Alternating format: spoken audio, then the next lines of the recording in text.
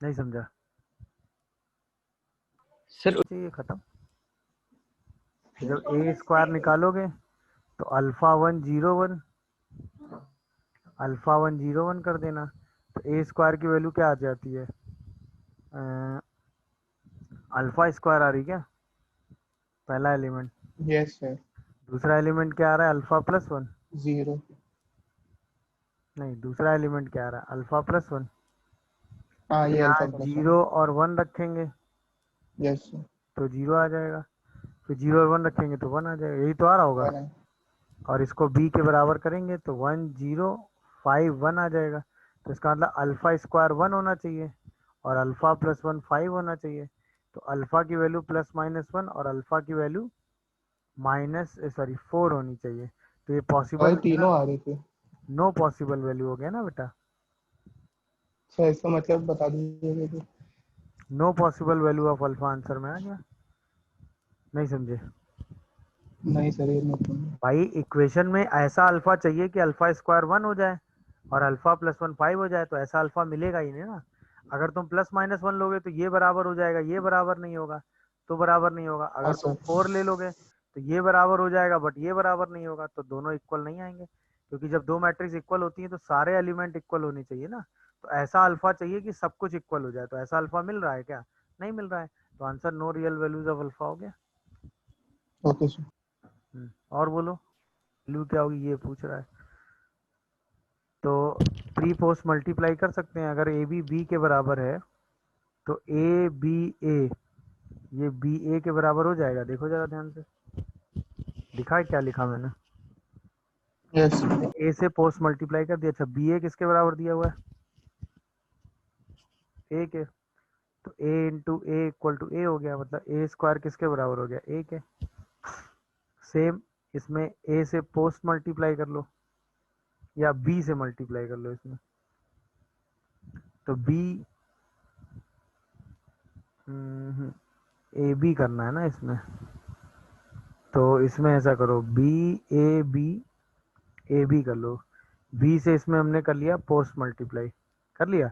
अब A B किसके बराबर है, बी के। तो B into B is B आ गया, यानी बी स्क्वायर किसके बराबर हो गया, बी के। अब तो समझ गया होगे। तो A square plus yes B square sir. किसके बराबर हो गया, ए प्लस बी के। बस वो मल्टीप्लिकेशन करके चेक करना था। ठीक, बोलो सोच के। Yes sir. अगर यस आप सर। क्वेश्चन में ध्यान से देखो तो आपको क्यू की पावर 2005 पे कमेंट करना है ना, और उसको पी ट्रांसपोज और पी के साथ मल्टीप्लाई करना है। तो पहले क्यू की पावर 2005 निकालना पड़ेगा ना। अच्छा, क्यू है क्या आपका, ये देख लो, क्यू क्या है पी बताओ। ट्रांसपोज पी सर, वो आ रही थी। पी ए पी आई आ ट्रांसपोज। रहा था। तो पहले जरा हम क्यू स्क्वायर निकालें, तो उसके लिए हम क्यू और क्यू को मल्टीप्लाई कर दें। तो पी ए पी ट्रांसपोज और पी ए पी ट्रांसपोज हमें चाहिए। तो यहाँ पे P इंटू पी ट्रांसपोज का यूज आ गया। तो सबसे पहले P into P transpose side में निकाल लो। देखो, √3/2 1/2 -1/2 √3/2। तो ये आई आ बस रहा था। इसी को मल्टीप्लाई कर दो, √3/2 -1/2 1/2 √3/2 से। तो P इंटू पी ट्रांसपोज कितना आ गया, 3/4 + 1/4 1 एंड 3/2 √2 3/2 0 0 और 1 आ गया, यानी आई आ गया ये तो। यस। इसको आप क्या लिख सकते हो, P A square P transpose, Q square आ गया। ऐसे क्यू क्यूब क्या आएगा, P A square P transpose में फिर से P A P transpose multiply कर दो, तो फिर से पी पी ट्रांसपोज आई हो गया। तो ये P A cube P transpose आ गया। सही है ना। तो सेम एस क्यू की पावर एन क्या लिख देंगे, पी ए की पावर एन पी ट्रांसपोज। ये तो क्यू की पावर की बात खत्म हो गई। अब हमें क्या चाहिए, पी ट्रांसपोज क्यू की पावर 2005 इंटू पी चाहिए हमें। इसकी वैल्यू रख दो। तो पी ट्रांसपोज पी ए की power 2005 P transpose P P P P transpose I हो जाएगा। तो ये बेसिकली ए की पावर 2005 बचेगा। अब आपको ए की पावर 2005 निकालना है। समझ गया कि नहीं, यानी ए की पावर एन में कमेंट करना है। ए क्वेश्चन में दे रखा है 1101, तो यहाँ से ए स्क्वायर निकाल लो, ए को ए से ही मल्टीप्लाई कर लो। सही है ना। तो जब ए को ए से ही मल्टीप्लाई करोगे तो ये शायद 1021 आ जाता है। फिर ए क्यूब निकाल लो, फिर से ए स्क्वायर में ए मल्टीप्लाई कर दो तो 1031 आ जाता है। इसका मतलब हम क्या कह सकते हैं, ए की पावर एन कितना हो गया 1n01। तो ए की पावर 2005 कितना हो गया 1 2005 0 और 1। दिखा क्या भाई सबको, ये आंसर हो गया। यस। तरीका समझ में आया कि नहीं? तो वही स्टेप बाय यस। स्टेप करते चलेगा, जहां जिस चीज की जरूरत पड़ी ना। तो पहली चीज तो देखो कि inverse of a matrix exist, inverse of matrix A exist.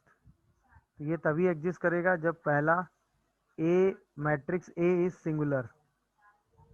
पहली कंडीशन क्या होनी चाहिए कि मैट्रिक्स ए जो है वो सिंगुलर होनी चाहिए। अगर वो नॉन सिंगुलर है तो उसका कभी इनवर्स एग्जिस्ट नहीं करेगा। सिंगुलर का मतलब तो हमने बताया है कि उसका डिटर्मिनेंट, सॉरी मैट्रिक्स से नॉन सिंगुलर होनी चाहिए, यानी उसका डिटर्मिनेंट कभी क्या नहीं होना चाहिए, जीरो। जीरो। अगर आपकी मैट्रिक्स सिंगुलर हो गई तो आप उसका इनवर्स कभी नहीं निकाल सकते। तो आपकी मैट्रिक्स पहली चीज क्या होनी चाहिए, नॉन सिंगुलर, मतलब उसका डिटर्मिनेंट जीरो नहीं होना चाहिए। दूसरी चीज, matrix A is invertible.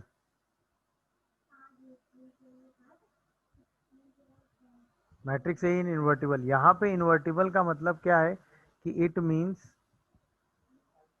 There exist a matrix B such that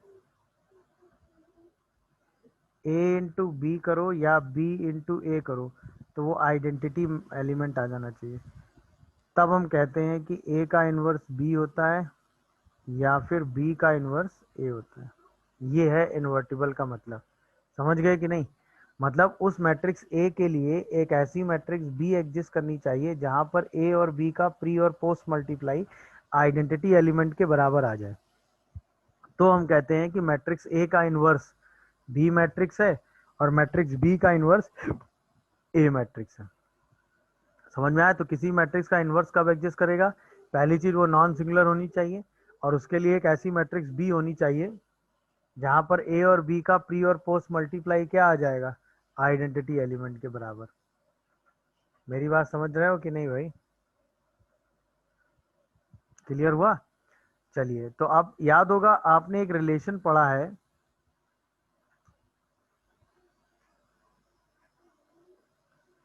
for square matrix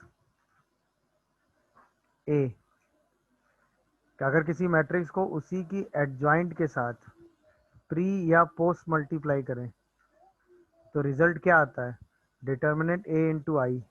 याद है कि नहीं? यस अब हम सर। क्या करते हैं, लेट डिटर्मिनेंट ए जो है वो नॉन जीरो ले लेते हैं, यानी मैट्रिक्स आपकी नॉन सिंगुलर है। अब जरा मुझे सोच के बताना कि A into adjoint of A by determinant A, ये भी एक मैट्रिक्स बी हो गई। यहाँ पे देखो adjoint of A by determinant A B into A हो गया और ये आइडेंटिटी मैट्रिक्स के बराबर आ गया। हाँ या ना? तो इस वाली मैट्रिक्स को एज अ बी मैट्रिक्स हम ट्रीट करके चल रहे हैं। तो अब ये क्या हो गया, A into B, B into A is I. तो इसका मतलब यहाँ से हमने ए इनवर्स क्या देखा, that is adjoint of A divided by determinant A, जिसको आप यूज करते आते हैं। मेरी बात समझ रहे हो कि नहीं भाई? ये आप लगातार यूज करके आ रहे हैं ना।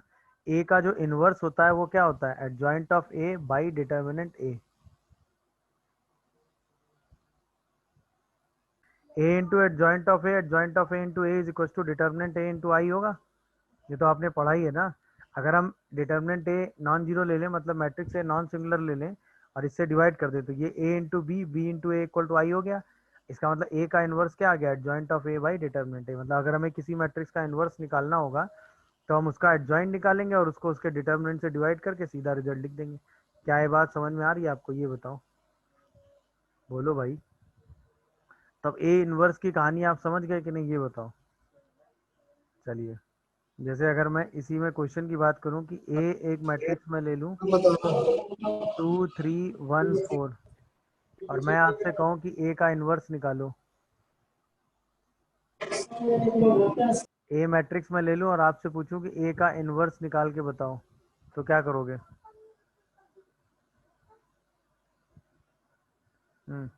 तो सिंपल है, सबसे पहले आप क्या निकालोगे, डिटर्मिनेंट ए निकालोगे और चेक करोगे कि ये मैट्रिक्स सिंगुलर है या नॉन सिंगुलर है। तो इसका डिटर्मिनेंट ए कितना आएगा बताओ, 8 माइनस 3 दैट इज 5। अब इसका एडजॉइंट निकालोगे, याद है 2 क्रॉस 2 का एडजॉइंट निकालना मैंने बताया है। डायगनल एलिमेंट क्या करते हैं, इंटरचेंज, और बाकी एलिमेंट में माइनस से क्या कर देते हैं, मल्टीप्लाई। इसका सीधा ए इनवर्स की डेफिनेशन लगा दोगे, that is adjoint of A by determinant A. सीधा आंसर क्या लिख दोगे, 1/5 4 माइनस 3 माइनस 1 एंड 2। क्या ये आंसर समझ में आया, ये बताओ। Yes sir. सही है ना। तो कैसे इन्वर्स निकाला जा रहा है ये बात क्लियर हुई। चलिए एक और फ्लो में एक और कैलकुलेशन कर लो। 3 क्रॉस 3 का, जैसे आपकी मैट्रिक्स है 0 1 2 1 2 3 3 1 1, और अब आपको इसका इन्वर्स निकालना है। तो सबसे पहला काम क्या करोगे, डिटर्मिनेंट ए बताओगे। दूसरा काम क्या करोगे, एडजॉइंट ऑफ ए बताओगे, और फिर सीधा ए इनवर्स बता दोगे। मेरी बात समझ पा रहे हो कि नहीं भाई।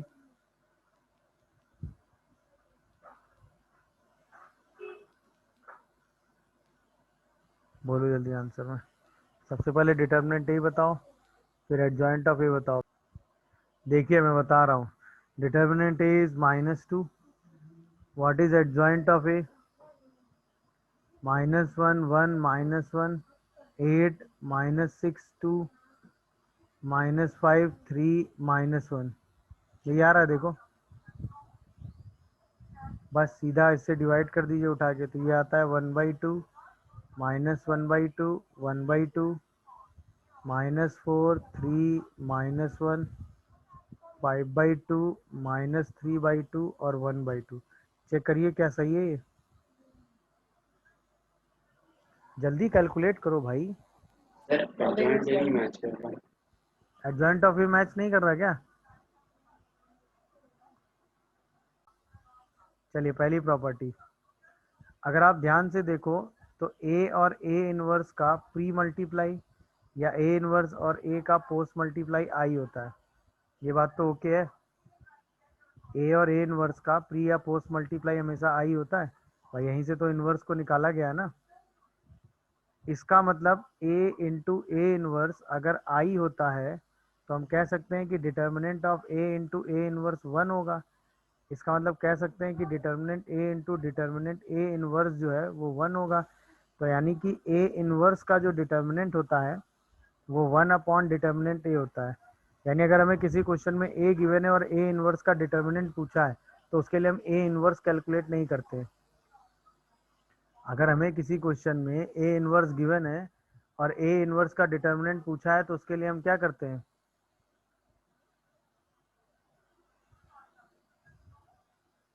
तो सीधा सिंप्लीफाई कर देते हैं कि नहीं, बोलो भाई हाँ या ना। समझ रहे हो कि नहीं बात को, ये बताओ।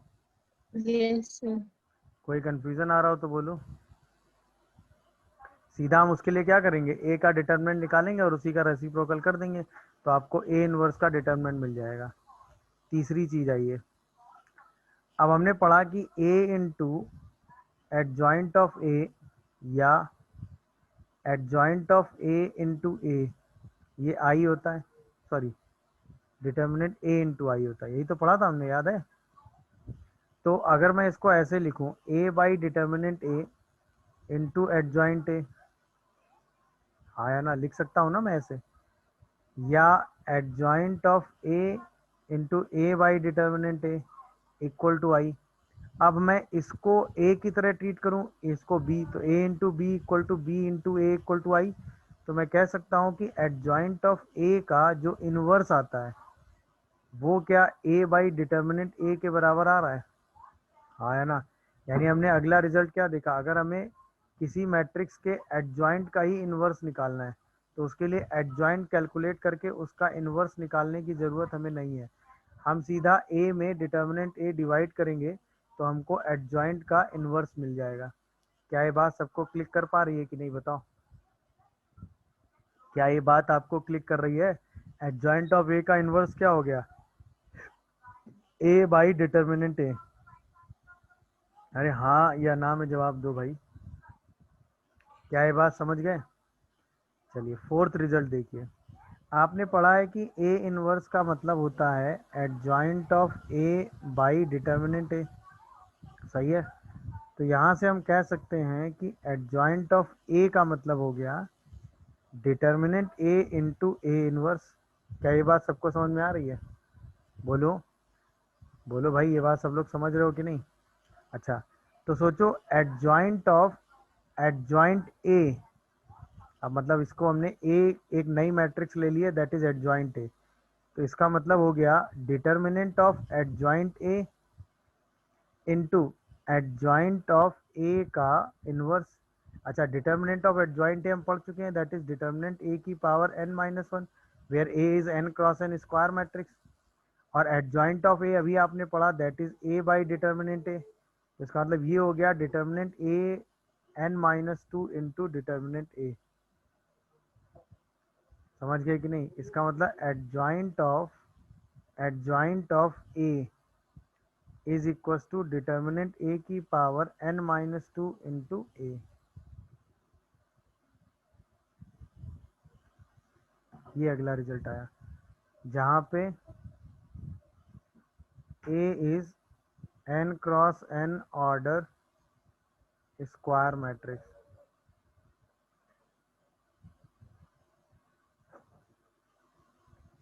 जहाँ पे ए कैसी है? n क्रॉस n ऑर्डर की एक स्क्वायर मैट्रिक्स है। क्या ये वाली प्रॉपर्टी सबको क्लियर हुई कि नहीं, ये बताओ। एडजॉइंट ऑफ एडजॉइंट ए का मतलब हो गया क्या? एडजॉइंट ए की पावर n-2 इंटू ए। अरे हाँ है ना में जवाब दो भाई, ये बात समझ रहे हो कि नहीं भाई? गुड। फिफ्थ प्रॉपर्टी देखिए, अगर हम ए इनवर्स का इनवर्स निकालें तो वो वापस से मैट्रिक्स ए आ जाएगी। अगर हम ए इनवर्स का इनवर्स निकाल लें तो वापस से मैट्रिक्स ए ही आ जाती है। समझ रहे हो कि नहीं भाई? सोच के देखो क्यों भाई। सिंपल सी बात है, आपने पढ़ा ना कि ए का ए इनवर्स से या ए इनवर्स का ए से प्री या पोस्ट मल्टीप्लाई करें तो आई आ जाएगा। अब हम इसको A into B into A equal to I ले लें तो ए इनवर्स का इनवर्स वापस से क्या दिख रहा है हमें? ए।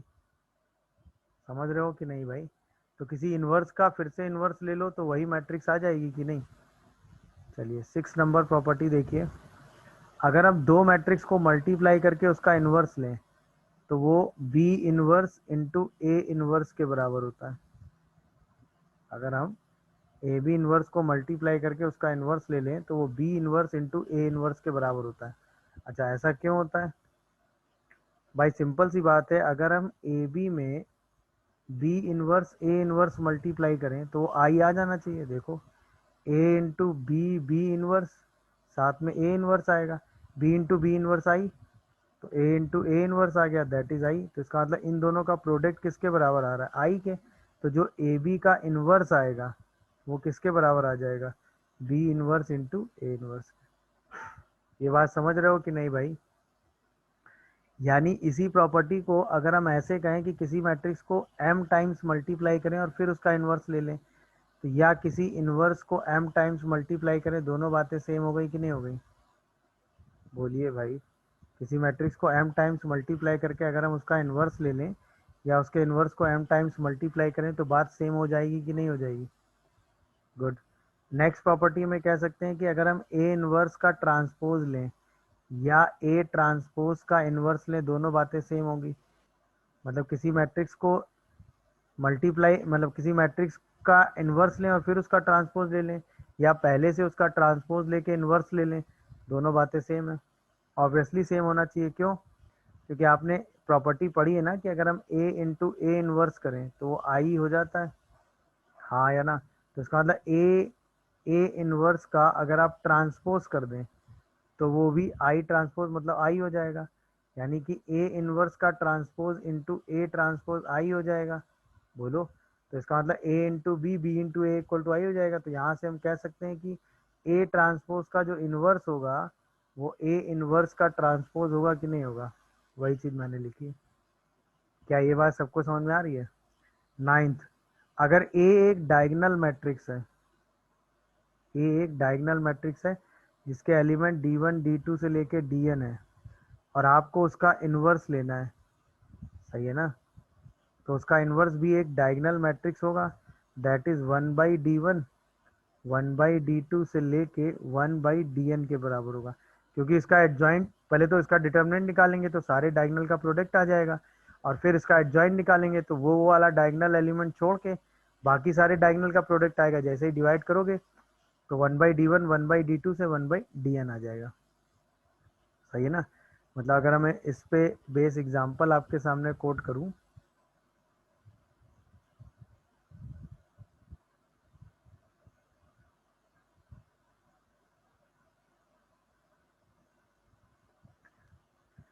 तो कैलकुलेशन एकदम सिंपल सा है। मतलब अगर मैं एक मैट्रिक्स ए को ले लूँ 2 0 0 0 3 0 0 0 4, और मैं आपसे कहूँ कि इसका इन्वर्स क्या होगा, तो आपको कतई दिमाग नहीं लगाना है, सीधे क्या लिख देना है, 1/2 0 0 0 1/3 0 0 0 1/4, किसी भी डायगोनल के लिए।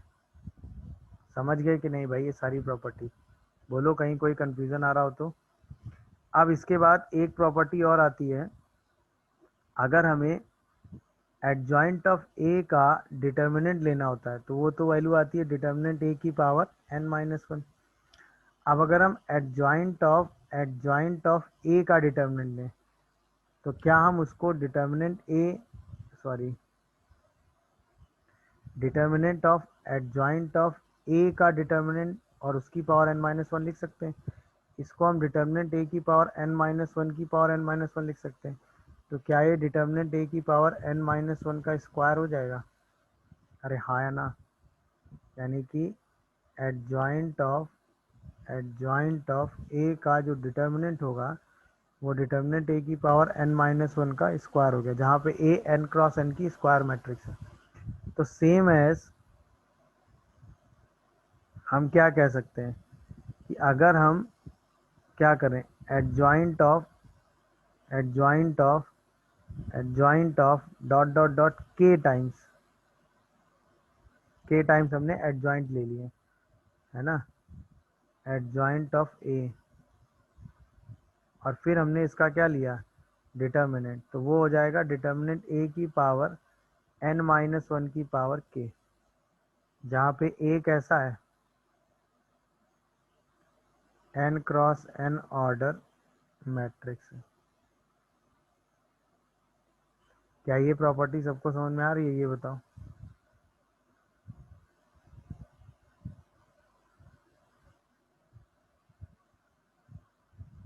बोलिए भाई, क्या ये प्रॉपर्टी सबको समझ में आई? भाई किसी को कोई कंफ्यूजन आ रहा है तो बोले। मैट्रिक्स ए डायगोनल है तो उसका इन्वर्स भी डायगोनल आया। अरे हाँ या ना? तो मतलब हम कह सकते हैं कि अगर ए मैट्रिक्स सिमेट्रिक है तो इसका मतलब ए इन्वर्स भी सिमेट्रिक होगा।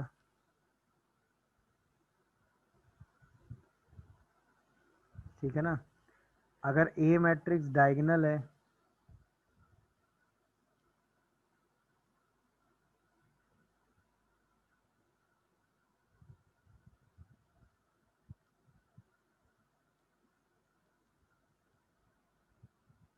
तो उसका इन्वर्स भी कैसा आ रहा है,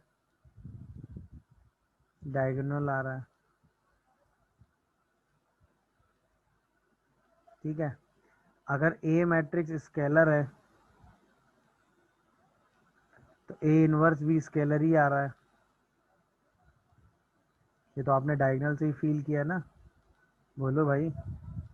और अगर ए एक ट्रायंगुलर मैट्रिक्स है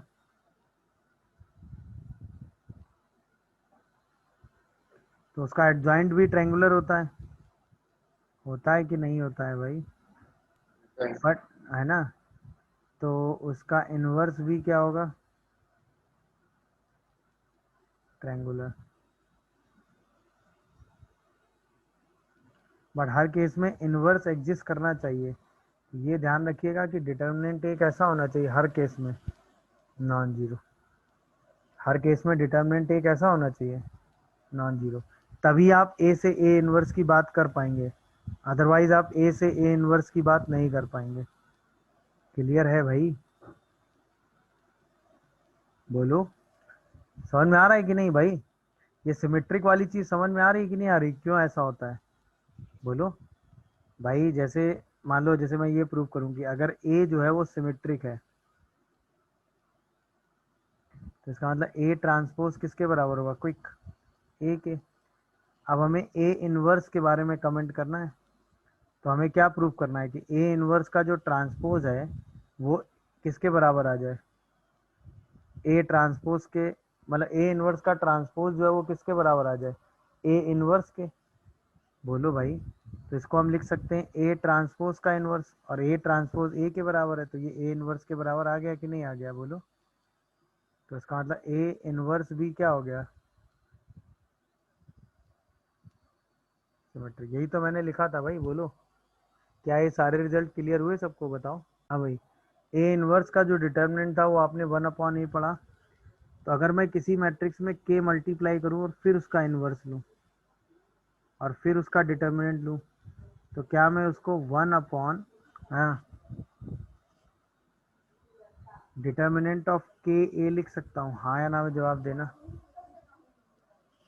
अरे हाँ या ना में जवाब दो भाई। Yes sir. तो मैं उसको 1/k⁴n डिटर्मिनेंट ए लिख सकता हूँ कि नहीं, सोच लो फिर बताओ। Yes where A is n cross n order matrix. Clear हुआ?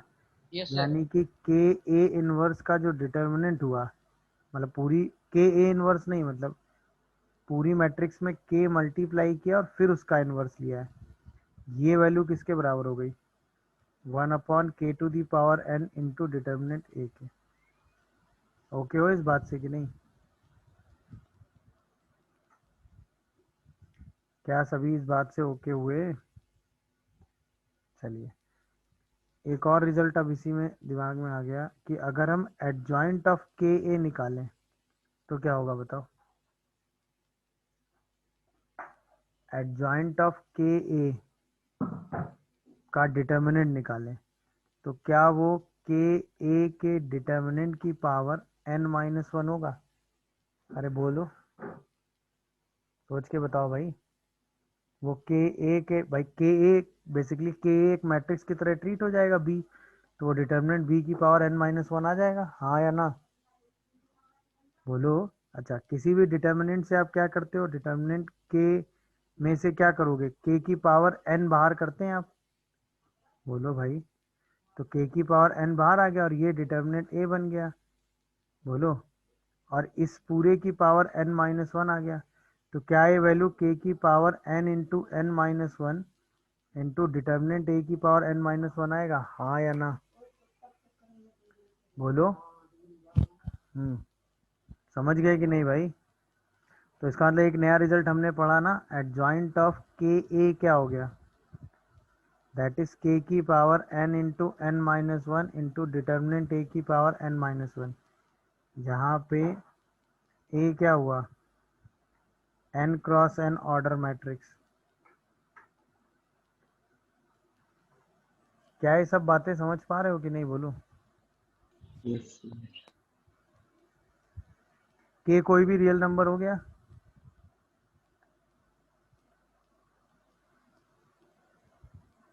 के क्या हो गया भाई, कोई भी रियल नंबर हो गया।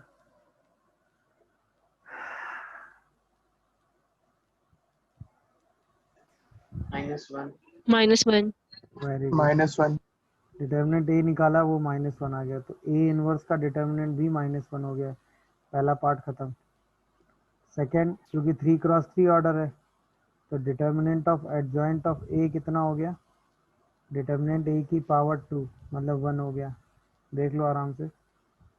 थर्ड वाला क्या कह रहा है कि एडजॉइंट ऑफ ए की वैल्यू पूछी है, तो ये कितना होता है, +1। डिटर्मिनेंट ए की पावर n-2 इंटू ए, ये तो सीधा ए के ही बराबर आ गया, So 1 into 8. 1 1 1 2 4 1 3 2 1, ये तो ए के ही बराबर आ गया ना। और फिर फोर्थ वाला आपसे पूछा गया है adjoint of sir adjoint A of के बराबर नहीं आएगा, माइनस आएगा ना, सर माइनस आएगा सब में। अच्छा, किसी अच्छा माइनस आ जाए, क्योंकि ये Yes. क्योंकि n की वैल्यू 3 आएगी ना यहाँ पे। और एडजॉइंट ऑफ एडजॉइंट ए कितना आएगा? हाँ भाई, 1. क्या आएगा? डिटर्मिनेंट ए की 1 पावर n-1 की पावर 3। तो बेसिकली ये डिटर्मिनेंट ए की पावर 6 आएगा, मतलब 1। देख लीजिए कोई कंफ्यूजन आ रहा हो तो। के क्वेश्चंस बना लेते हैं, याद है भाई? एक तरीका तो आपके पास Yes. सिंपल सा है, यस सर मैट्रिक्स को मान लेते हैं ए बी सी डी और इक्वेशन बना लेते हैं, मल्टीप्लाई करके ए बी सी डी निकाल देते हैं। बोलो भाई। बट अगर आप ध्यान से देखो, उससे आसान तरीका भी एग्जिस्ट करता है, इनवर्स वाला। अगर हम कहते हैं थोड़ी देर के लिए ये मैट्रिक्स ए है, ये मैट्रिक्स बी है, तो A into X is equal to B दिया हुआ है। अगर हम इसमें ए इनवर्स से मल्टीप्लाई कर लें प्री, तो जो एक्स मैट्रिक्स है वो ए इनवर्स इंटू बी के बराबर आ जाएगा। बोलो भाई। अब हम सीधा ए का इनवर्स निकाल के उसको बी से मल्टीप्लाई कर दें, आंसर आ जाएगा। क्या कहते हो भाई? बोलो। तो अब ए का इनवर्स कैसे निकालोगे? ए मैट्रिक्स आपके सामने दी हुई है 1 3 -4 और -2। अब हमें सिर्फ इसका इनवर्स निकालना है। क्या कहते हो भाई? तो ए का इनवर्स क्या हो जाएगा? Adjoint of A by determinant है।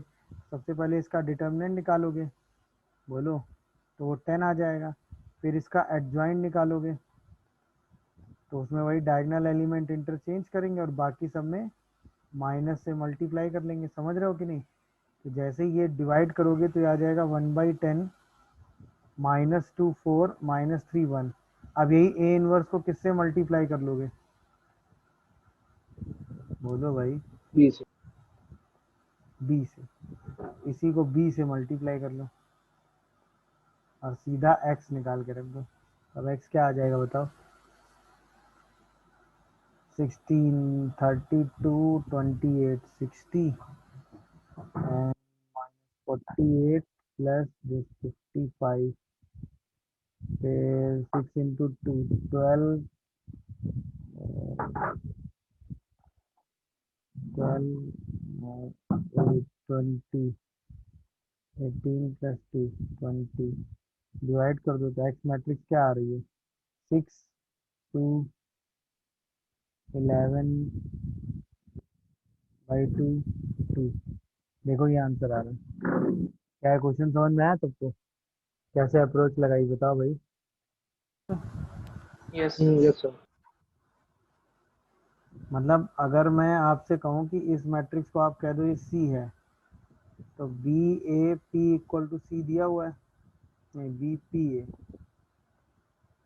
B P A equal to C दिया हुआ। तो बी से आपने क्या किया होगा डी और ए से क्या किया होगा? पोस्ट।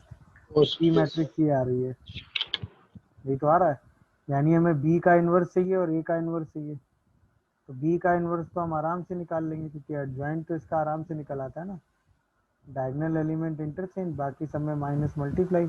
और इसका डिटर्मिनेंट तो आप निकाल ही चुके हो, 8 -9। अरे बोलो भाई, -1। तो बस पूरे में -1 से मल्टीप्लाई कर दिया, तो ये रिजल्ट क्या आ गया? -4 3 3 -2। बोलो भाई, बी का इन्वर्स निकाल लिया कि नहीं आपने?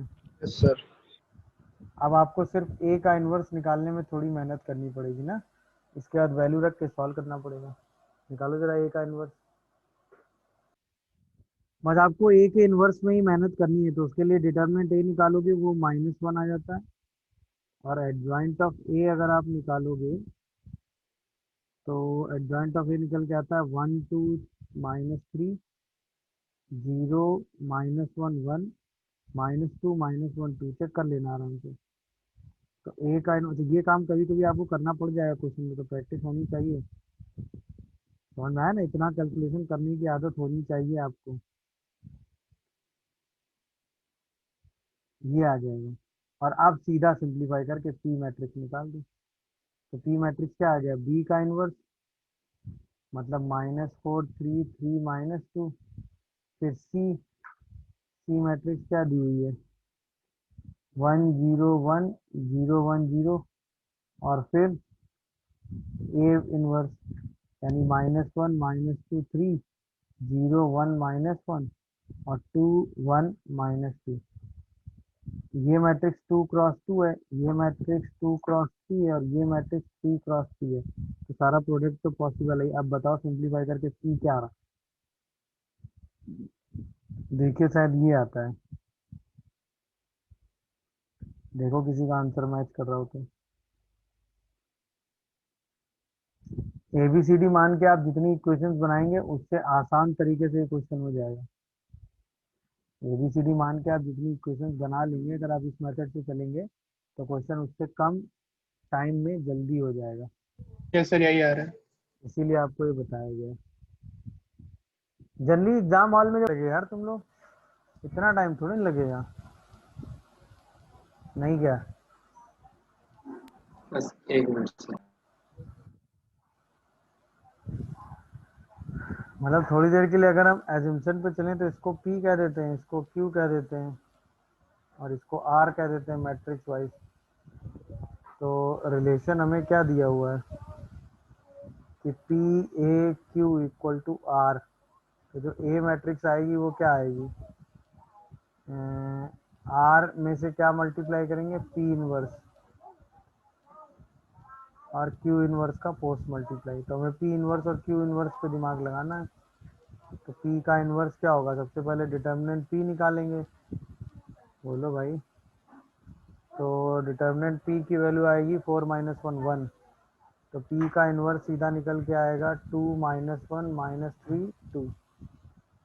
ऐसे क्यू का इनवर्स निकाल लेंगे तो क्यू का डिटर्मिनेंट निकल, तो हाँ -9 और -19 आ जाएगा, है ना।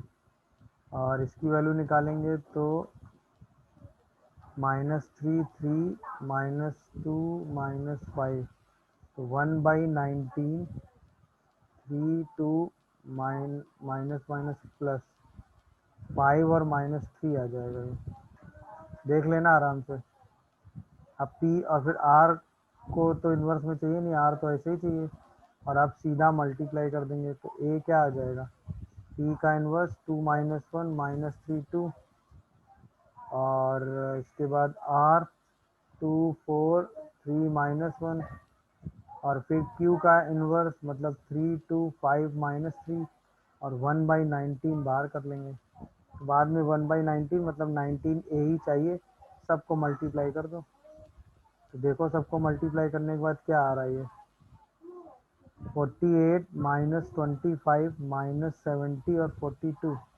देखिए इसके बाद A plus B plus C plus D निकाल लीजिए, देखो क्या आ रहा है। हम्म, क्या आंसर -5 आ रहा है, चेक करिए जरा। बोलो भाई। कम्यूटेटिव प्रूव कर लेंगे, बस क्वेश्चन खत्म हो जाएगा। वेरी गुड, सही सोचा आपने। मतलब अगर मैं इसके सोल्यूशन पे जाऊं तो सिंपल मल्टीप्लाई कर लूंगा बस।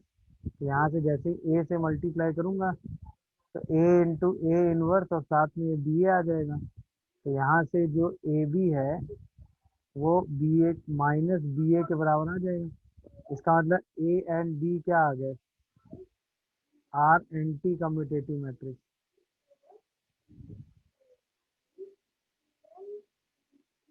ये भी पूछा जा सकता है। तो अब आप तुरंत ए प्लस बी का स्क्वायर करते हैं तो आपको याद है ए प्लस बी मल्टीप्लाई करते हैं तो ये A B plus B A plus B square आता है, और ये ओ है तो सीधा A square plus B square के बराबर हो जाता है। समझ गए कि नहीं भाई, बोलो। अच्छा, यस। इसके बाद क्या होता है कि कई जगह मैट्रिक्स को सिंप्लीफाई करने के लिए, मतलब ये सिलेबस में नहीं है बट कई जगह इस रिजल्ट का यूज हो जाता है, तो उससे रिलेटेड चीज है। जैसे एक कैले हैमिल्टन थ्योरम होती है, मतलब ऐसे थ्योरम आपके सिलेबस में नहीं है, है ना। मतलब इस थ्योरम्स में जो चीजें हैं वो आपके सिलेबस में नहीं है, बट इस थ्योरम को अगर आपके दिमाग में, आपने इस थ्योरम के एप्लीकेशन को रखा है तो कई बार आप अपने कैलकुलेशन को सिंप्लीफाई कर ले जाओगे। सही है ना। जैसे कैली हैमिल्टन थ्योरम आई, है ना। इसका स्टेटमेंट क्या होता है, ये इसका स्टेटमेंट होता है कि every square matrix,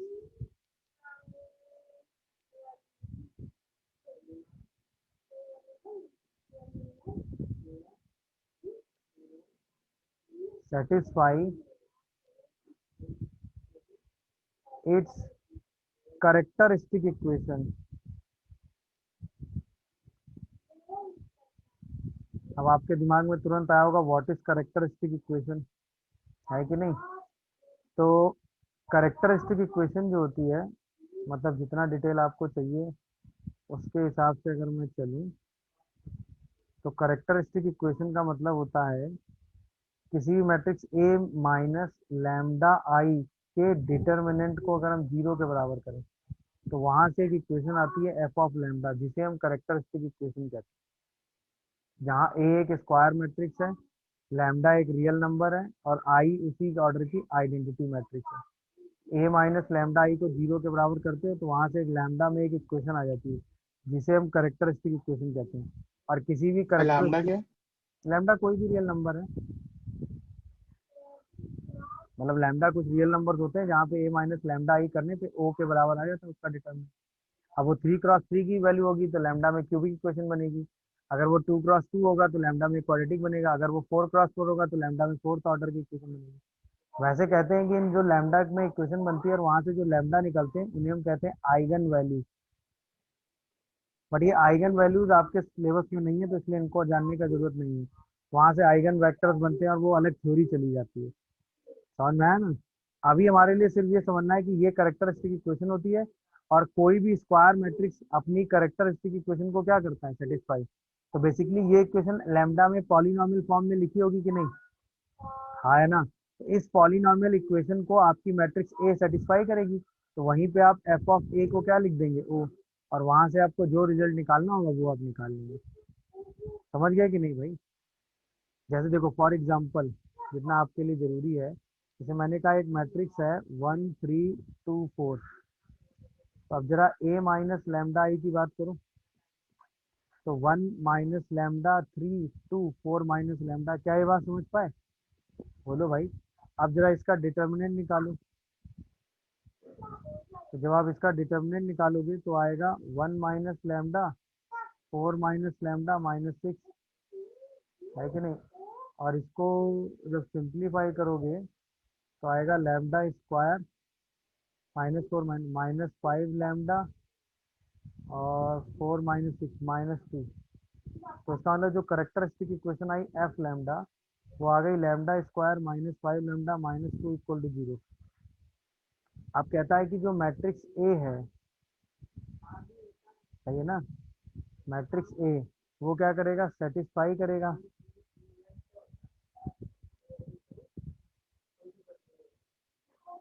F of lambda = 0 को।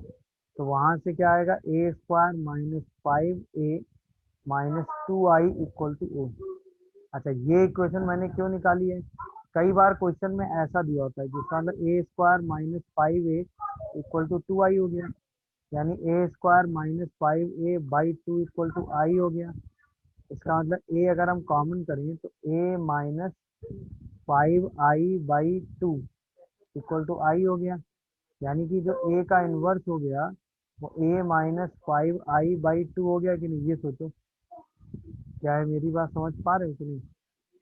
हाँ या ना? अब यहीं पे आपसे क्वेश्चन ऐसे देता कि ये मैट्रिक्स है and A inverse is equal to A plus B I, और आपसे पूछ लेता फाइंड ए प्लस बी। बोलो। तो अब ए से पहले ए इनवर्स निकालते, फिर ए निकालते, आई रखते, कंपेयर करते। उससे बेटर है कि हम सीधा करेक्टरिस्टिक इक्वेशन निकाल के उसमें सेटिस्फाई करा के रिलेशन निकाल देते। वहां से हमको ए का ए इनवर्स का रिलेशन ए से मिल जाएगा और हम क्वेश्चन सॉल्व कर ले जाएंगे। समझ गया कि नहीं भाई इस करेक्टरिस्टिक इक्वेशन का यूज? तो करेक्टरिस्टिक इक्वेशन की थ्योरी सिंपल सी इतनी है कि कैले हैमिल्टन थ्योरम क्या कहती है, कोई भी स्क्वायर मैट्रिक्स किसको सेटिस्फाई करती है, अपनी कैरेक्टरिस्टिक इक्वेशन को। कैरेक्टरिस्टिक इक्वेशन का मतलब होता है determinant of A minus lambda I = 0। अब ये मैट्रिक्स आपके पास होगी, लैम्डा इंटू आई करके उसका डिटर्मिनेंट निकाल लेंगे, तो जितने ऑर्डर की मैट्रिक्स होगी उतने ऑर्डर की ये पॉलिनॉमियल इक्वेशन आ जाएगी।